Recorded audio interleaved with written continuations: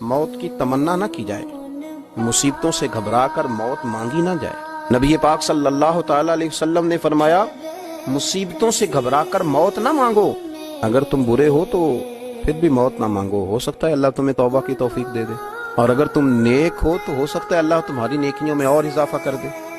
और हुजूर सैयद आलम सल्लल्लाहु ताला अलैहि वसल्लम फरमाने लगे, अगर तुमने कभी दुआ करनी भी हो तो ये बुखारी में मौजूद है, तो फरमाया यूं दुआ करना कि अल्लाह जब तक मेरे लिए जिंदा रहना बेहतर है मुझे जिंदा रख।